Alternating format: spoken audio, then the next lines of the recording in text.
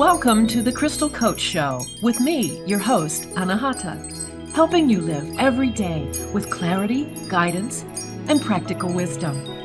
Are you feeling overwhelmed, anxious, maybe disconnected? Do you ever feel like you don't know how to live a life of peace and joy? I am Anahata Roach, the Crystal Coach, and during this show, we channel divine wisdom through stories of service, spirituality, and stones for self-care.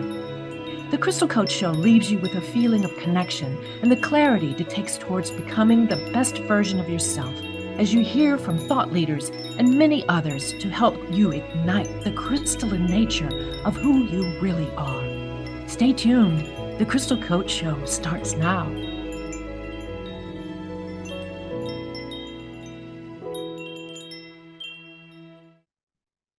Well, hello there, and welcome back to the Crystal Coach Show. I'm your host, Anahata, and I am so pleased to be here today to have this wonderful time and opportunity to discuss our topic today with my friend and guest, Nathan M. McTague.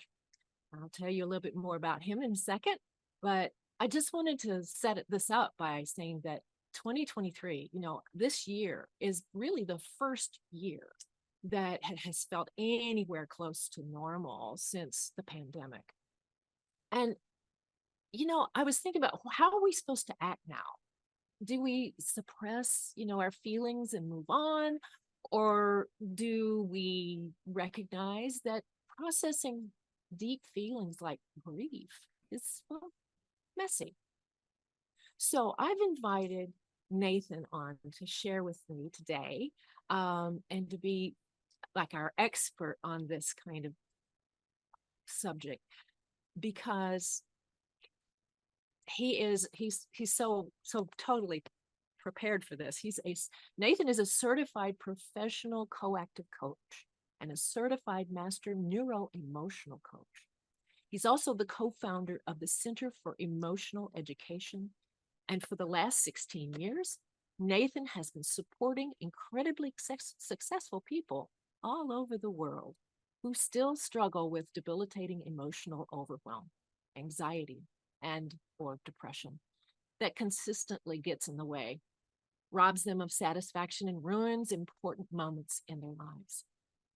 So through the Center for Emotional Education, Nathan offers courses, trainings, and one-on-one support to help clients learn how to operate their emotional systems, heal long-standing emotional wounds, and rewire their brains to feel better at feelings so they can move on from emotional overwhelm to emotional sovereignty and finally fully enjoying their lives. I met Nathan in 2018, I think it was, Nathan, at a business marketing program for coaches and holistic practitioners that actually provides a wonderful community for like-minded people to gather, share, and learn. I noticed Nathan's calm, gentle, and empathetic demeanor, but also his ability to speak up for himself in a clear and empowered way. Not long ago, I read and shared a social media post of Nathan's that spoke to the grief being processed by Nathan after a brother's death. In the post, Nathan expressed a beautiful way of seeing grief, not as something to tidy up, but as an opportunity to discover deeper parts of the self. So I saw potential to use this topic in light of my own grieving process and as a way to address the larger collective grief going on after the pandemic lost years. So I'm setting an intention today for what is in the highest good to come through our discussions, and anyone seeing this show or hearing or listening to the show will come away with a new perspective on grief and grieving that may assist in their own emotional healing. Welcome, Nathan, to the Crystal Coach Show. Thank you, Anahata. It's so lovely to get to be here with you and great to get to just spend some time with you. I know, right? Yeah. Who knew it would take a podcast? Oh my. Well, let's just kind of jump on in here. I have a question for you. Yes. I used it just a second ago, but you've used the term lost years to describe the pandemic, time of pandemic. And I agree with that. But could you tell our listeners how and why you define this bracket of time as lost in terms of emotional or neurological effects? Yes. Yeah. Um, Thanks for asking. I use that way of referring to our experience of the COVID pandemic in particular because we lost so many people, we lost so much connection, and that's a really big piece. And we also lost so many opportunities to be with and to process what was happening to us. And over the same course of time, because of what we were facing, there were unprecedented levels of anxiety coming up for folks, and depression coming up for folks, and emotional overwhelm coming up for people. And we didn't have even the very basic normal opportunities to be with each other around those kinds of feelings. And so I call it lost because it's like a time capsule of like a period of for many of us it was close to 3 years of like just a dearth of connection, a dearth of like being with the people, a dearth of being with our life the way that we're used to having it. And for many of us, it hasn't actually gone back to what we were like before. And so there's a way in which we're navigating a loss of who we were before the pandemic. True. That's very true. When we were chatting offline, actually, about this, you observed, and I wrote it down because it was just such a cool quote. We are at an inflection point in our collective history to work with grief in a way we have never done. Can you expand on this a bit? Yeah, yes. In a sense, because of the time and space and connection that we lost, and because of the immensity of the scary feelings and loss that so many of us have had come up for us over the last few years, we now have this.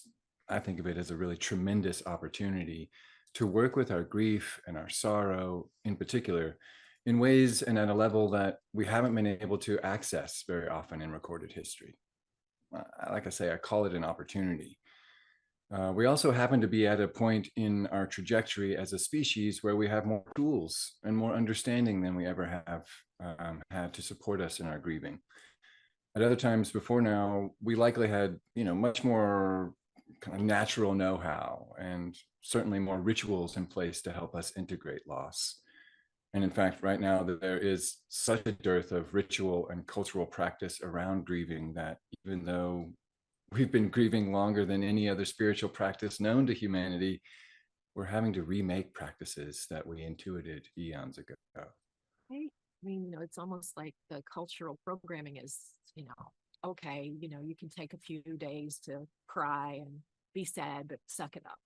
You got to move on. You just got to move on. That was then, this is now. Grief is an attachment to the past.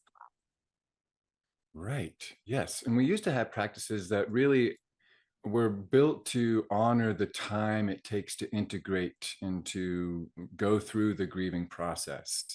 And so, like, there's a phrase, Francis Weller, who wrote The Wild Edge of Sorrow, which is all about grief, talks about, and I've come across references to it in other places, of this ancient Scandinavian, supposedly Scandinavian practice of allowing people who are going through the grieving process to spend up to a year just tending to the fires in the longhouses where they lived. They called it the year among the ashes, because that was basically their only responsibility. They didn't have to worry about feeding themselves as much or taking care of their other responsibilities in the village nearly as much. They just needed to basically take care of the fire, because the village, the people knew that their main duty, the main thing that they were working on, was this grieving process. So allowing them the space and time to do that. Wow. Wow. Tend to ashes. I love that metaphor. Yeah. It's So so appropriate. yeah, and I do think that we have, our cultural focus is so, I think, understandably, really normally but maybe not necessarily to our fullest benefit. Our cultural focus has really shifted much more toward happiness than ever before in history. And we're really focused on how to be happy. And so grieving and the grieving process has been kind of pushed to the side in favor of this allegiance or more, heavy focus on happiness. Right. There's nothing wrong with happiness. We all want that, No, but that's right. But ignoring our grieving is not the right, way to get there, as far as I'm right. concerned. You don't bypass. You can't bypass the grieving because it's going to come out sideways someplace else. Right? Exactly. Yeah. Um, we're going to take a real quick break, and when we come back, we're going to talk about. I'm just going to ask Nathan if he would be willing to share a little bit about his story, um, and how you got started with your own emotional healing journey. So stay tuned. Crystal Coach Show will be right back.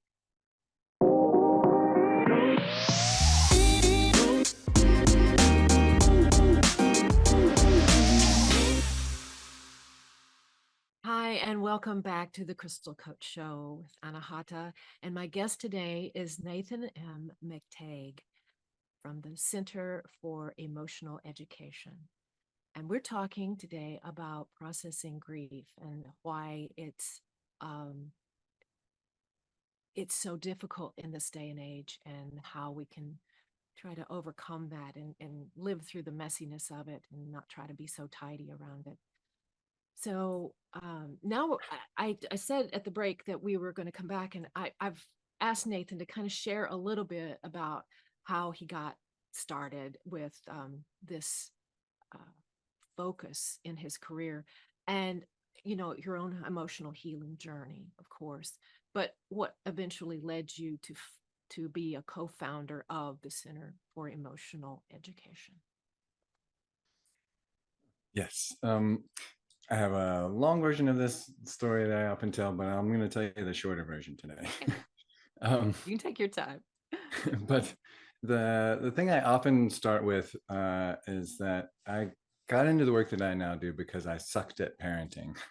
Oh, who The doesn't? truth is more true than that. I wasn't that bad. I mean, I was interested, I was present, I was willing to change, but I just didn't have any skills. I didn't know what I was doing.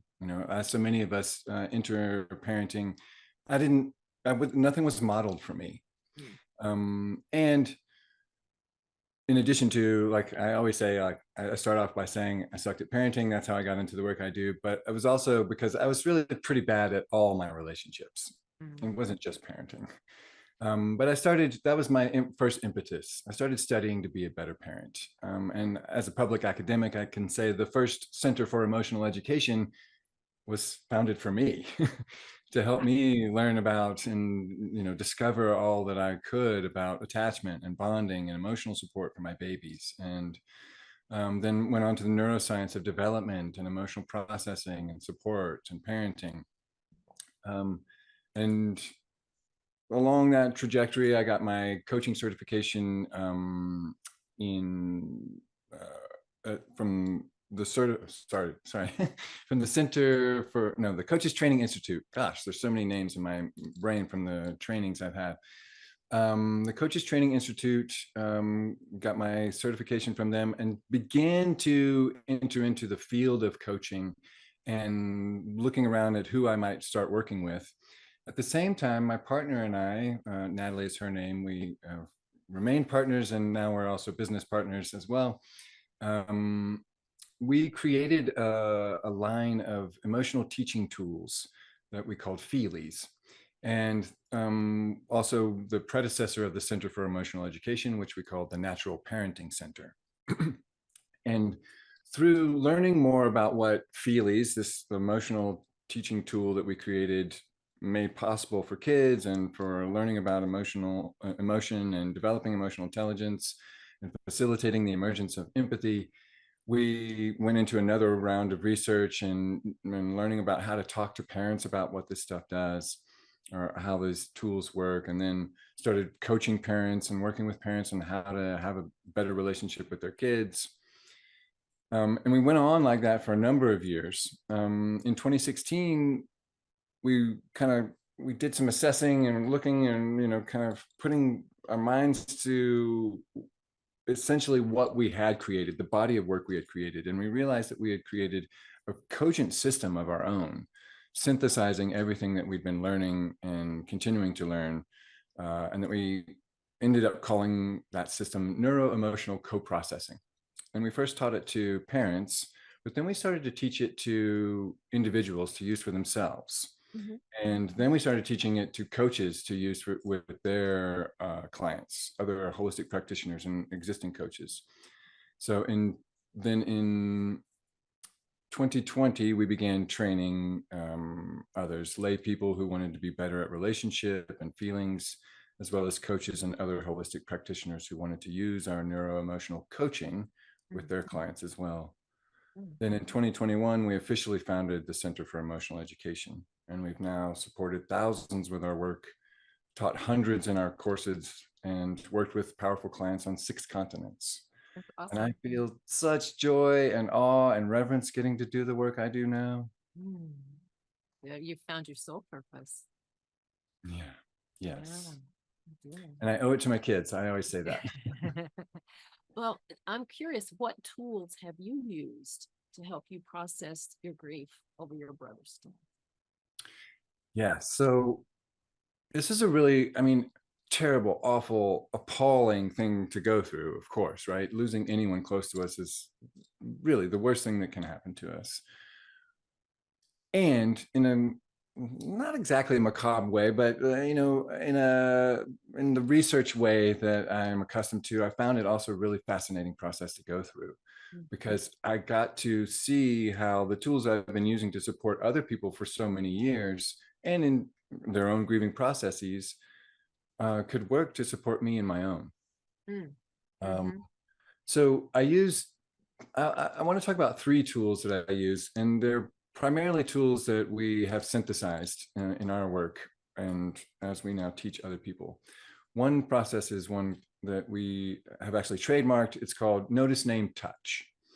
And we call it Notice, Name, Touch because it's a mnemonic device to help us remember what to do when we need it too. That is largely, and for this grieving process, the main way I've used Notice, Name, Touch is to tune into the feelings I'm having that are coming up for me right now. What is the quality of it? Where is it showing up? How am I noticing it? What is the story that goes with it? Is it familiar to me? Is there history to it? Right? Noticing the feeling and whatever feeling it is. And by the way, grief is just one of many Many. dozens of feelings I've been sitting with during this process, including anger, resentment, shame, guilt, regret, embarrassment, so many feelings. But noticing the quality of them. And then, as you're hearing me do now, name them. Mm. Like, actually, as I'm noticing what's happening in my body and with the experience of I'm having right now, I can name the feeling that comes up.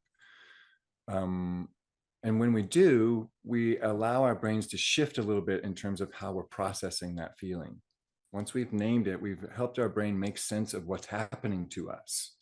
And then we begin to unravel and allow ourselves to process the feeling just by noticing it and naming it. But then if we add touch, and there's 3 levels of touch. Physical touch is just like actually putting your own, hand to your heart is one that I really like. Getting hugs. I also think there's touch tones on the nape of the neck and the forehead that are quite useful. That's physical touch. There's also emotional touch where we can empathize with ourselves, or if we're doing it with someone else, we express empathy for what we're seeing. I see what you're sharing. I hear it. I get it. It makes sense to me. Then there's also internal touch, which gets into another tool called the embodied expression of emotion. This internal touch is really tuning into how does a feeling, any particular feeling, show up in my body. For any feeling we're having, there's a matrix of sensations. They might be physical, like what our heart rate is doing, what our breathing is doing, what our digestion is doing, or they might be energetic, right? Like what's my solar plexus chakra doing around this feeling, right? Or what's, there's heat, or there's motion, or there's tingling, or there's sometimes metaphors, like people, when they're doing this internal touch, they're exploring the way the feeling shows up in their body. Incredible metaphors, like it's a black hole in my heart and I'm circling it endlessly. Things like that show up, right? So tuning into and really going back through the notice, name, touch process with the felt and or energetic sensations of the emotion, really allowing ourselves to explore it. And the embodied expression of emotion, like I say, there's the felt sensations, there's the somatic energy of emotion, like that black hole kind of a thing. Or there's also metaphoric manifestations of emotion that we can express or I mean, investigate as though they were outside of us. For instance, if I'm sitting with the feeling of sorrow, which I sat with a lot in my grieving process, and I imagine it as a character sitting next to me, what does that character look like? What is Mm. sorrow like? How big is it? What shape does it have? Where does it hang out? Where does it go when it's not right next to me? What does it need? Those kinds of things. And that can be a really deep and powerful exploration. Also, getting at some of the needs that this feeling has and how I can support some of those needs. And then the third major tool that's really been of such incredible use to me is what I call intentional emoting strategies. And this is where we, on purpose, make stand in postures, make the movements, allow ourselves to vocalize or make the sounds or write out in written word expressions of the feeling. So I would take a feeling like, let's just use the example of sorrow again, and I would hold my body in the posture of sorrow. For me, it had a lot of like folded in on myself, bent down kind of posture. But then there would be moments too where in the motion of it, what I would need to do is really expand and stretch out and make this really raw, almost howling sound with my voice. And doing that intentionally, like picking a time, going to a safe space, closing the door, locking it, getting out the yoga mat, getting out my notebook, really being as intentional as I could with that process so that I could really, like, not by accident, but with real, like, focus, bring up a feeling, give it plenty of room in my body and plenty of expression through my form. And then that as a process of processing more of it and letting more of it out of me. Those three main tools, notice, name, touch, embodied expression of emotion, and intentional emoting strategies, are essentially what's getting me through it. That's amazing. That's really very amazing. I mean, as you're naming these kinds of things, I'm thinking to myself, what have I done? Excuse me. I got a tickle in my throat. Hang on just a sec. Well, I'll just add too that with intentional emoting strategies, there's also ritual, which is a big thing that so many of us are missing. And another part that I've done for myself that has been really huge, bringing in rituals to honor the person that we've lost, to honor the pain that we're going through, and to honor the life that we now embody for them. They're gone, but they live on in us. Right. Yeah. But what I was going to say is that I have done unconsciously, I've done some of the stuff that you've named, howling or allowing myself to just fold in with my grief and cry and just allow it to fold through. But, I'm just also witnessing when you're talking about that, how many people would find this intimidating to look at and to embrace the feelings that the strong dense feelings of shame or guilt or resentment or anger or sorrow itself, in order to get it to release. Mm-hmm. So yeah, but that's very helpful, and thank you for sharing that. Do you think there's a timeline for processing grief? Definitely no. There's no timeline for the grieving process. There are no roadmaps. There are no discrete stages. There's no one way to do it. In fact, every single grieving process for every single loss is unique. Yeah. So it could be as short as what or as long as what. Well, for some people, including myself and with other grieving processes, it's been like a couple of days or a week. And with my brother, I expect it to go on in perpetuity. Yeah. Some people describe it as waves, and I think that's a pretty good metaphor. Yeah. As long as Yeah. we keep in mind that we just live at the shore now, the waves are Right. perpetual and they come at any time. Right.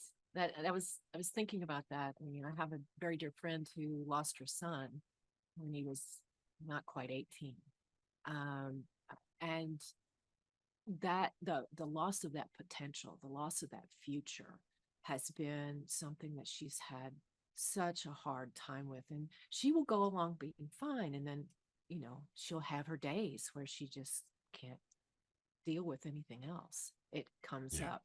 And I've encouraged her to stay with it and to sit with it and not to try to hide it under the rug because it's real. And then another way she has also recognized that from the other side, there are ways in which her son's soul communicates with her in symbolic kind of showing up. She even she was overwhelmed with grief one day and drove into a parking lot, just a random strip mall kind of parking lot in front of a closed business, right? It was not even open. And she was crying and she looked up and her friend and her saw her son's name written in the window. And it was so weird for her that, and she even took a picture of it. I'm like, that's really weird, you know.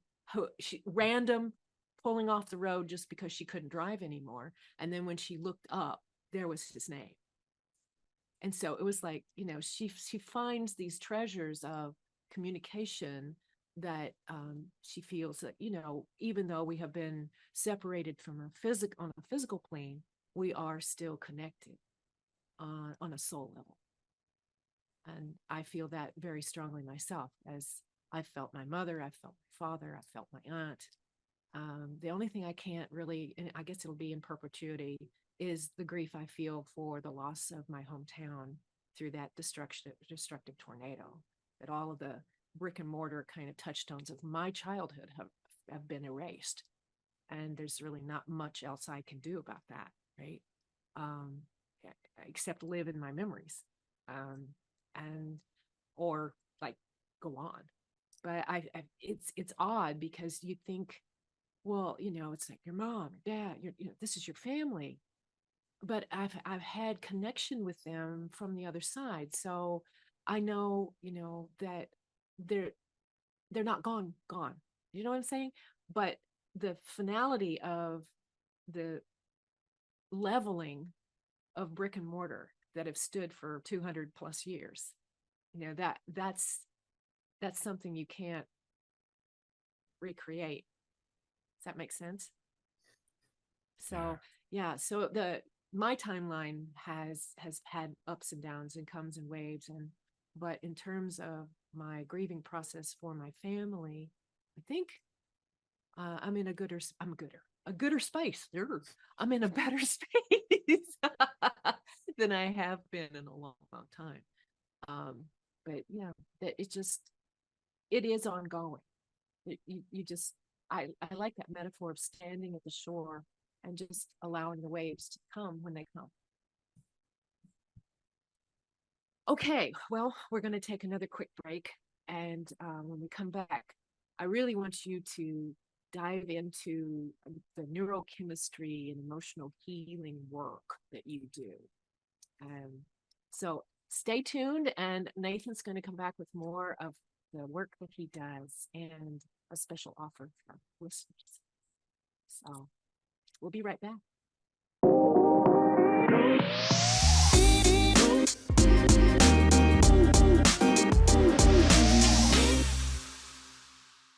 And welcome back to the Crystal Coach Show. I'm your host, Anahata, and we're here talking with Nathan and McTague about the messy process of grieving. Nathan, in this in your work, in your neurochemistry and emotional healing work, can you, I've done some, research on what you do. I find it fascinating. Can you talk a little bit about the three? Well, actually, before you do that, I'd like you to talk a little bit about the stages of grief, the gateways, I think you called them, of grief and what they mean. Sure. Okay. Yeah, this is borrowed from the work of Francis Weller again, who wrote The Wild Edge of Sorrow, which I think is a great book. I had a really hard time getting through it. I think it's a great book to read, but I think it's really hard for someone who's going through a grieving process to read just because of the approach. I also found The Grieving Brain by Mary Frances O'Connor really useful, talking about the neuroscience of grieving. But Francis Weller talks about these 5 gateways to grief. Um, the one that we're most familiar with, and primarily the one we've been talking about here today, is losing what we love, right? Whether it's a person or, as you were describing before the break, your hometown, right? Something that was meaningful or someone that was really meaningful to us that is now no longer here. And there's this important lesson along with that gateway that everything we love, we will eventually lose. And so this is a really prominent gateway to grief, but there are these other gateways that Francis Weller talks about too. The places that have not known love. So whether that was from without or from within, places within ourselves that have not known love, or love that we expected to receive, or biologically are built to receive but didn't. Also, the sorrows of the world is the third gateway, like the grieving the things that we're losing in the world, species that we're losing in the world, or climate change, things like that. Fourth gateway is what we expected and did not receive. So both as a person and as a species. As a species, we're the type of animal that was born to have community, that was born to have ritual, that was born to have a lot of practices that are no longer part of our culture. And we grieve that, whether we know it or not. Also, like, parents that we didn't get to have, or parenting structures, or education, or opportunities, things that we otherwise might have expected or hoped for and just didn't get to have, and the grief that can come up around that. Then there's also ancestral grief, right? The grief that we're carrying from our people. And many of us are not necessarily tuned into that grief, but it is absolutely working on us day in and day out. Even something as simple as our people who, like, if you're in America, it means some of your people immigrated here. Well, they lost where they came from.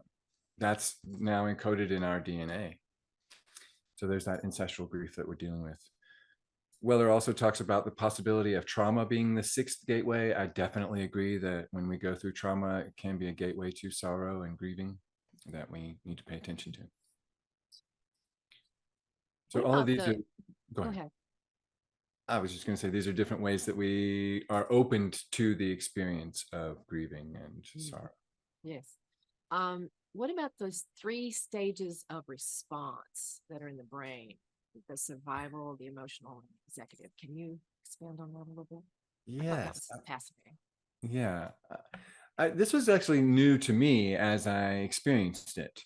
A lot of our work at the Center for Emotional Education is based on these 3 brain states: the survival brain state and the brain network that goes with it or that drives it, the emotional brain state and its analogous network, and the executive brain state and the system that drives it.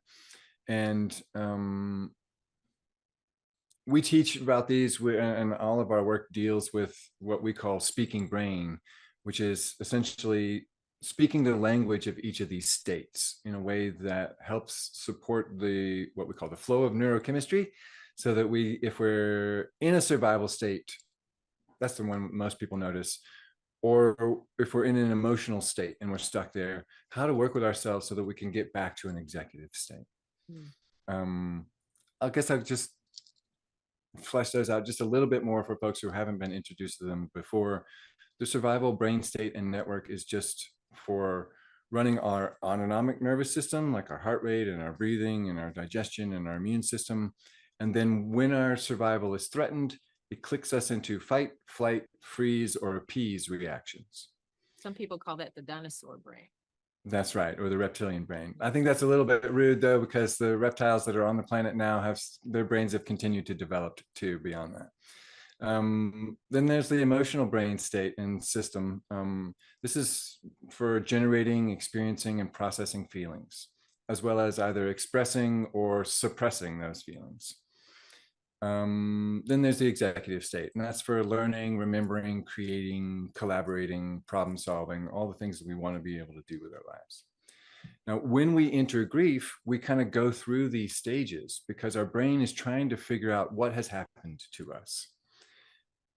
If we are particularly close to the person, as I was with my brother, then our brain really wants to make sure that in losing that person, we are not also in survival danger. So we can go into survival mode. And we might be fighting the truth of it, or running from the truth of the loss, or freezing up and kind of like going numb and maybe getting really sleepy and not attending to the truth of it. Or we get into appeasing and trying to take care of all the other people around us so that we're tuned in less to our own experience, essentially so that we can survive the loss. That's where I've Then, been. yeah. And then many of us go into an emotional stage. For me, it took, I had fits and starts. Even though I work with my brain states all the time, this was such a huge loss that I went into survival mode for a period, and I stayed fairly frozen up with just little brief moments of coming out of it. And that happened for almost a month. And then almost to the day, the month I found out when he passed, I entered this emotional state period where all of the feelings really came to the forefront. I was crying 10 times louder than I had been for the month previous. I was wailing and moaning and howling in my living room. You know, all the really emotional stuff was coming out. And it was because my brain was trying to figure out, is this a threat to my emotional balance and emotional health? And since it wasn't a threat to my survival, maybe it's a threat to my emotional health. And if not, then I've now arrived, because I've been doing the emotional processing so steadily and so intentionally. I'm having a lot more days now where I'm back in my executive brain, and I'm noticing how this relates to my development, how this relates to my thriving, how this relates to me becoming more of who I am, which is not something that we get to unless we go through those other states and stages. What part of learning about working with our neurochemistry has actually surprised you the most? Oh, I love this question, Anahata. I'm terrible at picking favorites, but there's a few things that really stick out for me. One, that development and redevelopment are essentially the same thing. It's like learning a language. We used to think that you had to do all these other things to learn a second language than you did from learning your first language, which was done by accident. We don't know how that happened. But as we started studying first language acquisition more and more, I say we because one of my other professions was teaching English as a second language. We learned that second language acquisition and third language and 24th language acquisition is the same as first language acquisition. And I think of this as a beautiful analogy for brain development and redevelopment. We use many of the same tools to redevelop our, fortunately, very plastic brains as we did, or as we should have, in developing. And further, that supporting our children to have an easier time is doing the same things that support ourselves to have an easier time. And that all comes down to, as I mentioned earlier, what we call speaking brain, learning the language of the three brain states and how to speak the language of each state in order to influence our functioning and operate from the executive system as much as possible in daily life. That's how we have better emotional health, but it's also how we have better physical health, how we have better relationships, how we have more success in all our endeavors. Sure, because all of the emotional fallout has a physical effect as well. You're right. Yes. Awesome. You know, okay, so now I'm gonna like break away a little bit and just I wanted to give you an opportunity because you've got a once a year 12-week program coming up for people who want to learn more about your work. So can you tell us about that and how folks can get more information to sign up? Yes. If it's okay, I'd like to put this in the context of grieving, because I think one of the things that's been so amazing for me is recognizing how these tools that I've had in my hand, I've been using for all the other emotional moments in my lives, have been just so incredibly useful in this process that I'm going through. So I think effective things for dealing with grief are time and space to move through the grieving process, and then actually to time and space to be with the feelings that come up during it, whatever those feelings are. And also learning to be with feelings is an important part. Many of us aren't taught how to do that at all. That's true. uh, and so I think that's a really incredibly important part for going through any grieving process, is learning at all how to be with our feelings, period, because there's so many that come up in that process. And then I would also say, in terms of going through the grieving process, it's incredibly important to have support and witnessing, because so many of us go through grieving alone, and that makes it way harder and take way longer. And the negative effects are much more potent on our psyche and health. So that's part of why, like, I'm putting this in the context of supporting, or like how it works for grieving. Yeah, that's a But good practices for grieving. Yeah. yeah, but I think the same is true for so many other emotional processes in our lives. And that's why we created Emotional Sovereignty School, to help people learn, like, how to be with our emotional self, how to work with our feelings, how to heal our own emotional wounds, how to rewire our brains to be better at feelings. So in Emotional Sovereignty School, that's our beginning program for lay people. We take 12 weeks to go through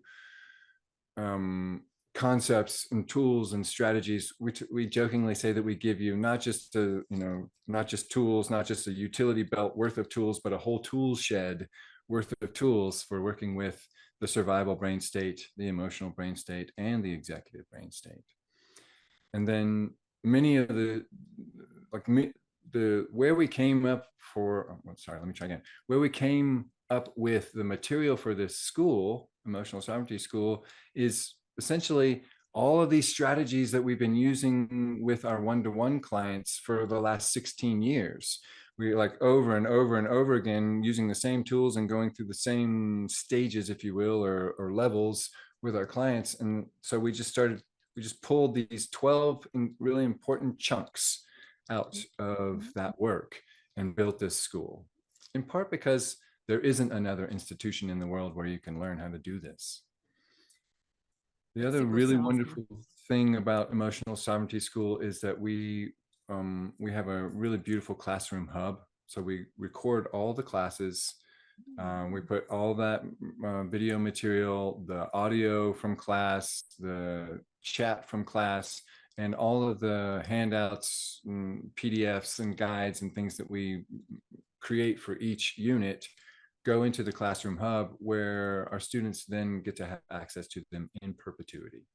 So they go through the 12 weeks of class, but then they can come back as many times as they want, whenever they want, to whatever unit they want, and restudy, relearn, go back through and deepen their understanding. So where online can they find more information and maybe sign up for it? Right. So you can find out anything you want to about what we're doing at the Center for Emotional Education at our website, centerforoemotionaleducation.com. This would be under courses, or centerforoemotionaleducation.com/emotional-sovereignty-school. Cool. Thank you. You're also offering today our listeners a free coaching consultation, right? Indeed, Yeah. yes. So can you tell us about this? It's called Feel Better Already consult. Yes. Yeah. The Feel Better Already strategy sessions, what I call it, is I'm specifically at this moment really wanting to offer it for folks going through a grieving process. But if whether or not you're going through a grieving process, if you're wanting, if you're wanting to have better tools to work with your emotions, wanting to have better emotional health, wanting to rewire your brain to have an easier time with feelings, then this is a great opportunity for you. Normally I charge depending on the work I'm doing, $200 to $300 per hour for my work. But this is a gift for your listeners, particularly folks who may be navigating a grieving process, as I said, but anyone who happens to be hearing what we're talking about today, to spend 40 to 60 minutes with me. We'll have a chance for you to talk about what you're struggling with and what you'd prefer instead. And I'll offer you some resources from the emotional tool shed to support you on your way. Great. And how can they sign up for that? I think there's going to be a link with the program notes for this, right? Yes, there's a link in our page, but I was just wondering if you wanted to repeat that. Somebody's just listening and they're not on our page. And then also you can go to the centerforoemotionaleducation.com and on our homepage and on all of our essentially on all of our pages, there's a button that says apply to work with us. And that's how you get to this Feel Better Already strategy session. Awesome. Nathan, I cannot thank you enough for your time today and for your knowledge and experience and your willingness to share. I really, really appreciate you being here. And I know I have benefited from some of the things that you've said and putting some stuff into perspective for me and how I can continue to work with and process my own grief. Got some tools now that I didn't have before. So thank you very much. And thanks for having me on, Anahata. Yeah. It's so great to be with you. It's wonderful. Thank you so much. Well, that concludes another episode of the Crystal Coach Show. Join us on the first and third Mondays of each month at noon Central, 10 Pacific for the Crystal Coach Show with me, Anahata. Until then, see you next time. You have been listening to The Crystal Coach Show, helping you live every day with clarity, guidance, and practical wisdom. With me, your host, Anahata. Tune in every first and third Monday at 10 a.m. Pacific Time on TransformationTalkRadio.com, where we channel divine wisdom through stories of service, spirituality, and stones for self-care. Feel connected and reside in the vibration of love on The Crystal Coach Show. For more information and to become the best version of yourself, visit thecrystalcoach.com.